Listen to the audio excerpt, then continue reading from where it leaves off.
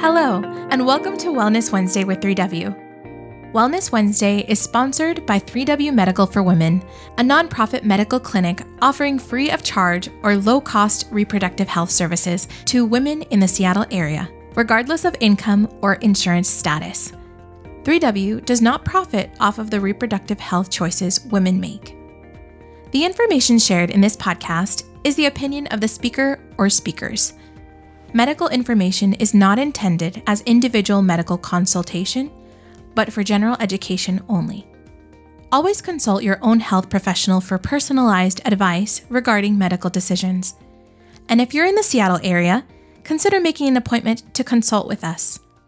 I'm Alejandra, Content Marketing Specialist at 3W Medical for Women and the host of today's podcast.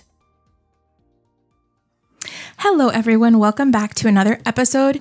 My name is Alejandra, your stand-in host, while Helen is on maternity leave. And I'm here today with a very special guest. Her name is Christi Emmons. She's one of our providers here. Hello, Christi. Hello, Alejandra. How are you? Good. How are you? Good. Thank you. Good. Well, I am very excited to have you here as our guest again. It's been a couple months, I think. Yeah, it's been a while. Since the last podcast you joined us for. So today's topic is, what is endometriosis? Am I saying that correctly? You are. Okay, perfect. And I don't know how many of you who are listening know what endometriosis is. I didn't know what it was prior to working here. And I still am very curious as to what it is, what it entails, what are signs and things like that. So Christi is going to help us understand a little bit more of what endometriosis is and just give us some insights, some very simple information on how we can know about this and how we can educate ourselves a little more. So, Christi, I'm going to just ask you a couple questions and hopefully this will help our listeners understand a little bit more about this. What would you call it? Concern? A side effect to women's reproductive health? How would you kind of phrase that? I guess I would just call it, well, I don't know exactly what I would call it, Alejandro. It's just, okay. It's actually pretty common. Okay. So I wouldn't call it a concern because Okay. it's just something that some women are going to be faced with. And I guess I see it a lot in family practice. I might have women come in with a common symptom, and it's one of the most common disease processes I would put in my differential list, which means when a patient comes in and they report their symptoms, we start kind of thinking about different ideas of what it could be. So that would be in the list with a few other things. For example, if a woman came in saying she had really painful abdominal pain or pelvic pain with menstruation. Okay. Okay, so that kind of ties into what is endometriosis. Yes. What is the definition, you could say? So the definition of endometriosis is a very common, benign gynecological disorder for women. Okay. And in a little bit more simple talk for our listeners. So basically, endometriosis, it's really quite fascinating, actually. There's certain areas it's going to present in a woman's body, and typically it's going to be in the lower pelvis area. On a very rare occasion, it might be in an unusual location, maybe in the upper chest. But basically, in our uterus, if you can imagine the womb, inside is the endometrium. Okay. And endometriosis is basically implants of endometrium outside of the womb. Okay. And if you think about it this way, when we have our period and our hormones change, the endometrium can sometimes get inflamed. Some people are more at risk for developing maybe premenstrual symptoms or cramps or pelvic congestion, swelling, just feeling full or abdominal bloated sensation. And basically, if you have that tissue outside of the womb, then you're going to feel pain in other areas of your pelvis. Wow. And it can be really, really painful for women.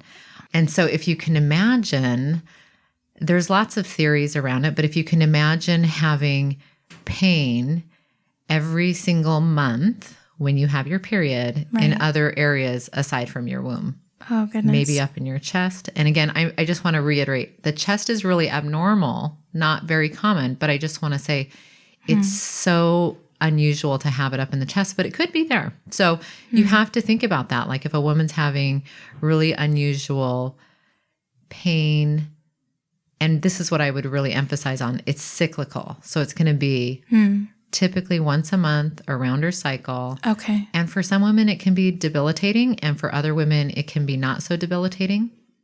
And yeah, it's just one of those things. So it's the tissue that normally is in the womb is outside of the womb. Exactly.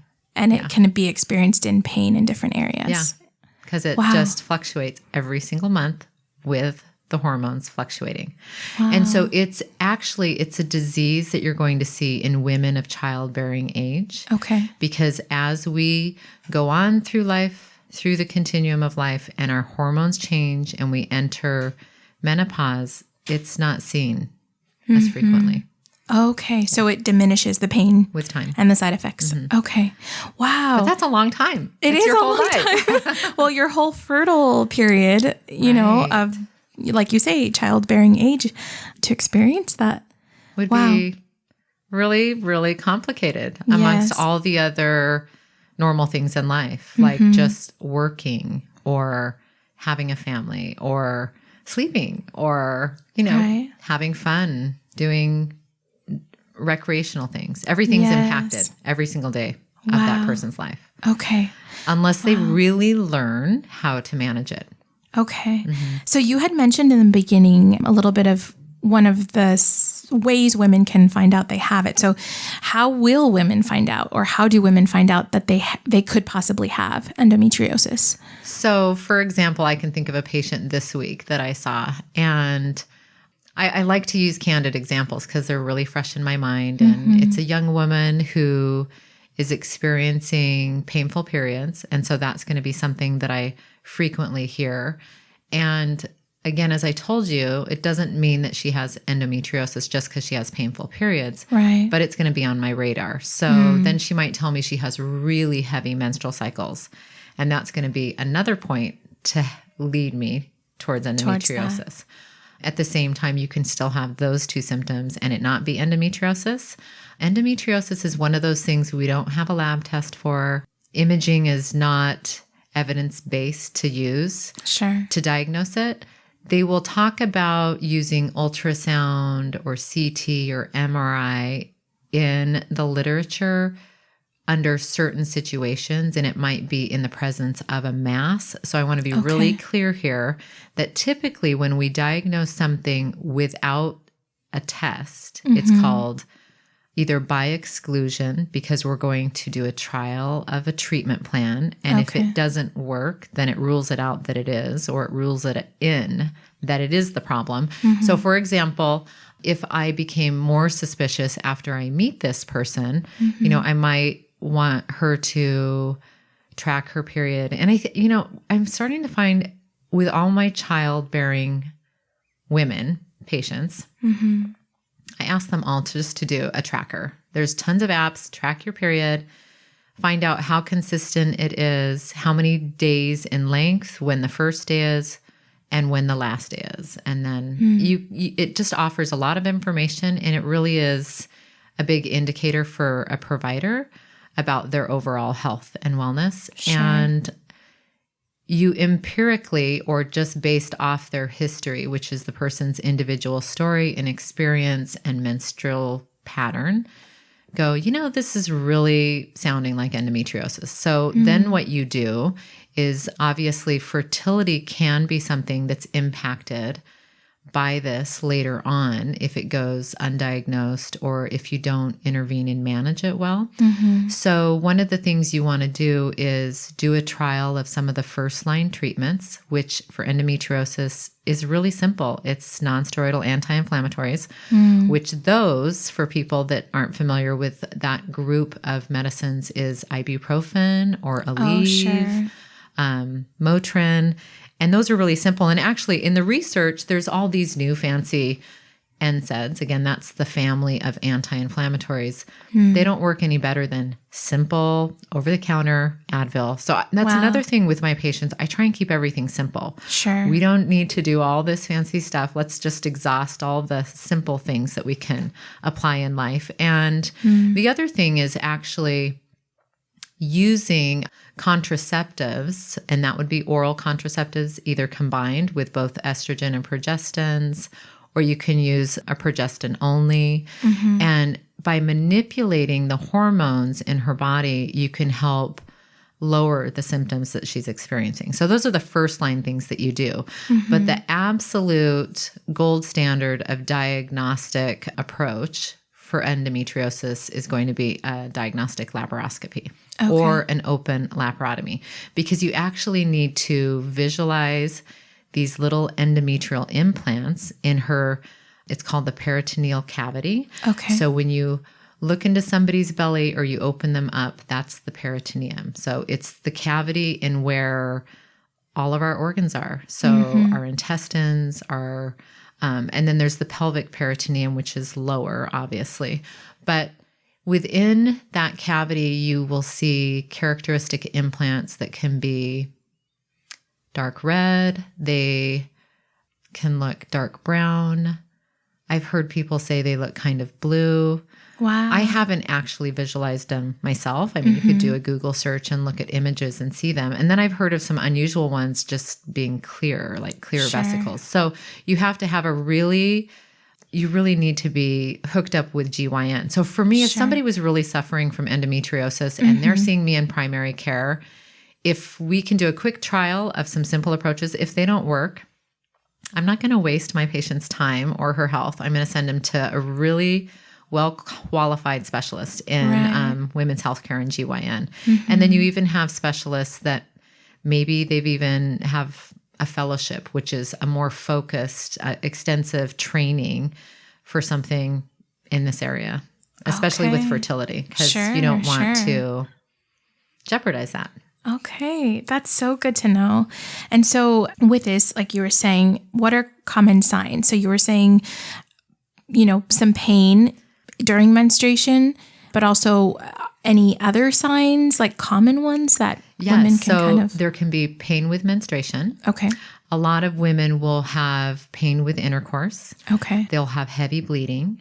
Okay. They'll have pelvic fullness, bloating. Sometimes they can have changes in bowel habits. Those are probably some of the most common ones that I can think of. Okay. Those are really good because like you were saying, every woman could say, oh, I have pain during my period. Right. I can think of all my appointments when I was a teenager and thinking, oh, yes, I do have a painful period or a heavy period. But after a certain point, it kind of levels off and you start to kind of see the flow of your month to month periods. So it is good if it is extra painful or also, you have concerns. I think another thing I'd like to add to that is that sometimes it can be progressive. It can worsen over time. Okay. Sometimes they might actually pass blood in their stool because we can have implants in the rectovaginal area. Oh, wow. And that gets kind of complicated to try and discuss or describe over a podcast without being able to use like a teaching tool or pictures to help people understand.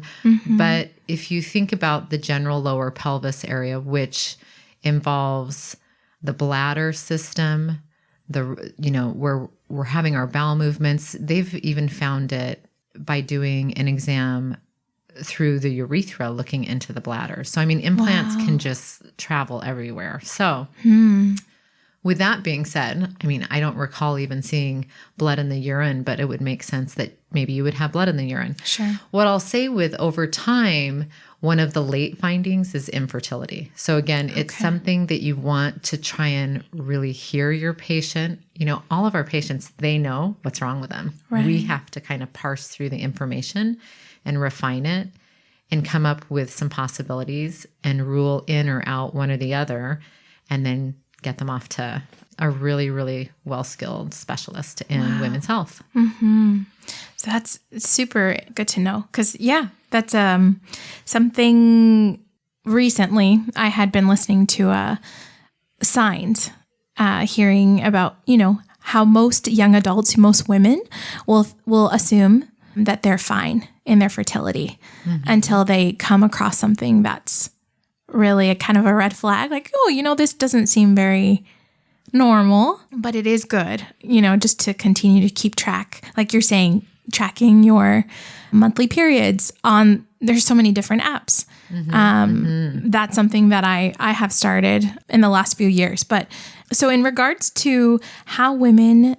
or I guess teenagers, right, once they start their menstrual cycle, how early should they start to experience it or be aware? It's really interesting. This is a great question. And the reason why is because it is seen in early teen years. I would say it's probably not as common. Okay. But it's something that you want to be aware of. Sure. I can think of a young patient that I had when she came in after like her first 3 cycles. And she was having really heavy, really uncomfortable menstruation. And, today's medicine is different. People don't consistently see one provider. They it's kind of drive-by medicine where you go to a clinic and there might be lots of providers there. But the way medicine is you either can't get in with who you plan to be your regular, or you go to every single person in the clinic. And so sometimes I think it can benefit you if you see the consistent person. If you feel like you're being heard and you're seeing somebody consistent, you can work through things in a systematic way, if that makes sense. Sure. And for me, she came in to see me by chance because somebody wasn't available. I haven't seen her since, but in my list of possibilities was a lot of times young girls are just trying to get their hormone cycle all situated. And it's this big feedback loop that's absolutely amazing if you really think about it. But it takes, a year or 2 for them to settle into a pattern. So I never get too excited. But if you could actually do diagnostic testing to see, gosh, is she really having heavy, heavy cycles that are impacting her physical well-being, I might have more of a suspicion for it, or really incapacitated. Because this painful pelvic discomfort surrounded around their period, the cyclical pain, it's pretty profound. Sure.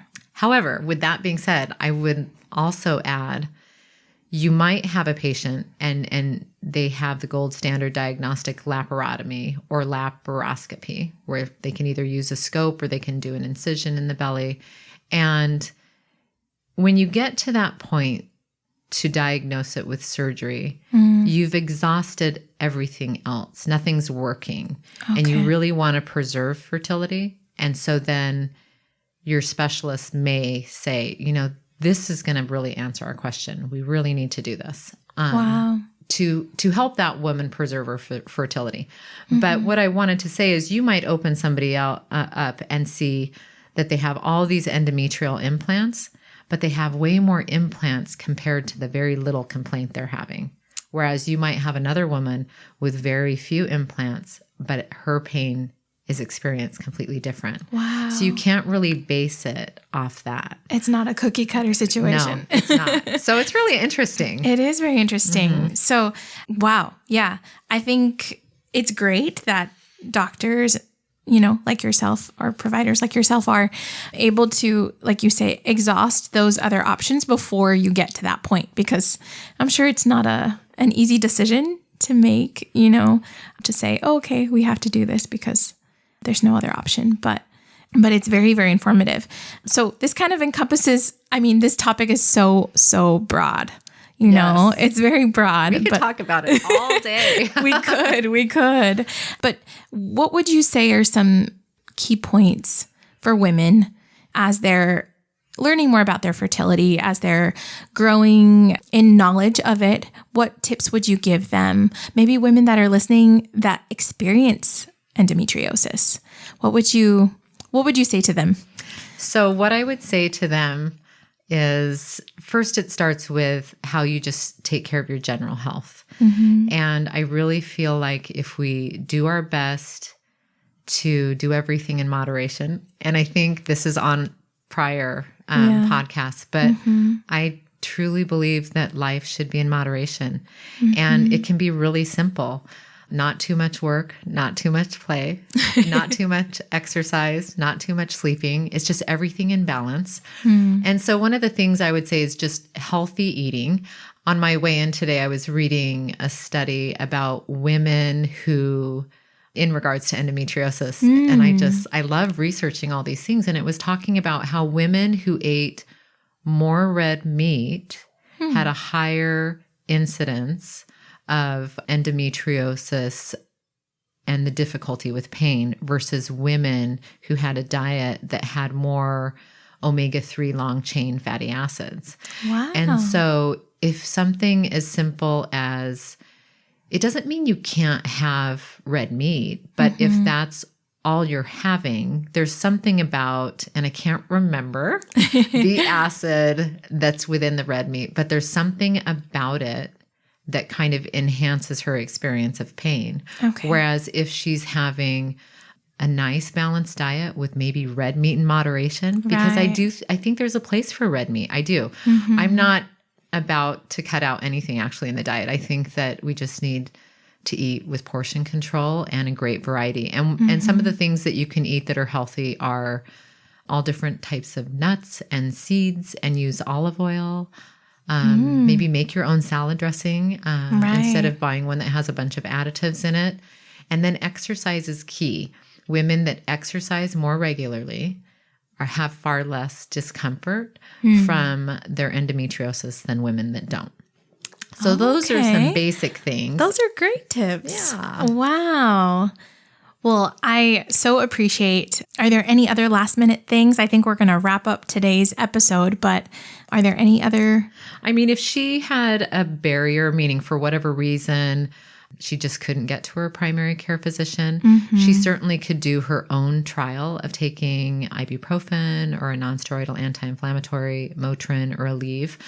I just am really careful when I say this to people, because sometimes people will use an over-the-counter, like let's say cough remedy. You need to be familiar with, does that have ibuprofen in it, and not double your dose. But basically, they could do a trial on their own.